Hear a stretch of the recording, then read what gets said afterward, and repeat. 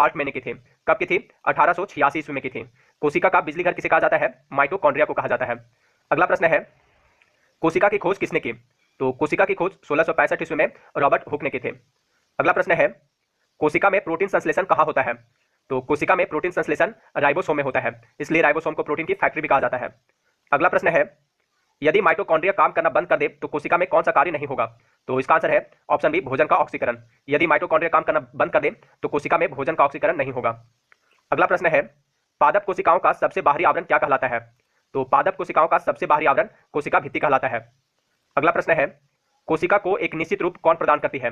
तो कोशिका को एक निश्चित रूप कोशिका भित्ति प्रदान करती है।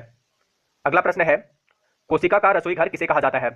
तो कोशिका का रसोई घर क्लोरोप्लास्ट को कहा जाता है। देखिए क्लोरोप्लास्ट जो होता है यह हरा रंग का होता है, क्योंकि इसके अंदर एक हरे रंग का पदार्थ क्लोरोफिल होता है।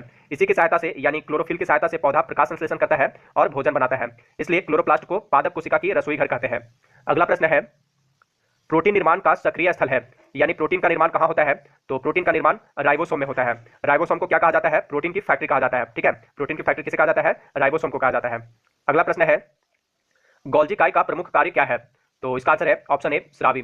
देखिए गोल्जी काई का प्रमुख कार्य कोशिका के बाहर स्रावित पदार्थों को कोशिका झिल्ली के माध्यम से बाहर निकालना है। अगला प्रश्न है, कोशिकीय श्वसन का सक्रिय स्थल है, क्या है? तो कोशिकीय श्वसन का सक्रिय स्थल माइटोकॉन्ड्रिया है। ठीक है। अगला प्रश्न है, कोशिका की आत्महत्या की थैली किसे कहा जाता है?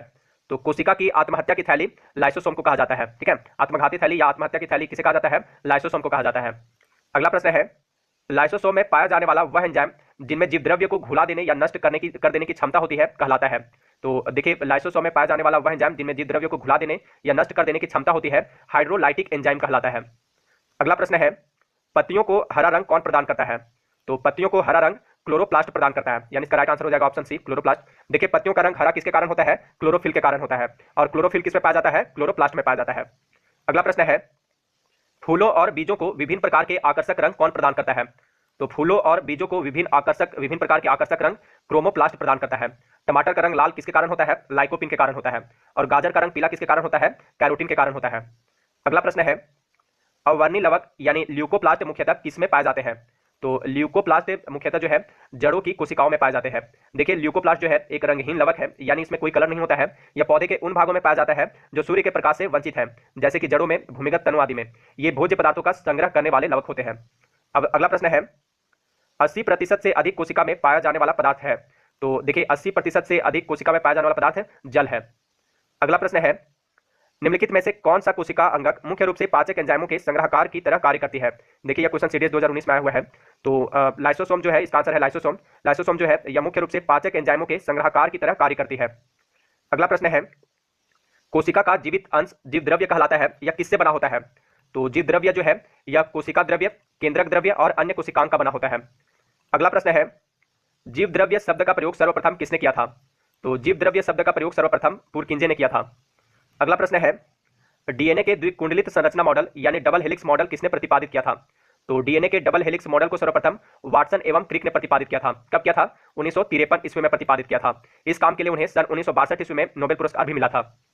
अगला प्रश्न है, न्यूक्लियस यानी केंद्र की खोज सर्वप्रथम किसने की थी? तो देखिए न्यूक्लियस की खोज सर्वप्रथम रॉबर्ट ब्राउन ने की थी। ठीक है, न्यूक्लियस की खोज रॉबर्ट ब्राउन ने की थी।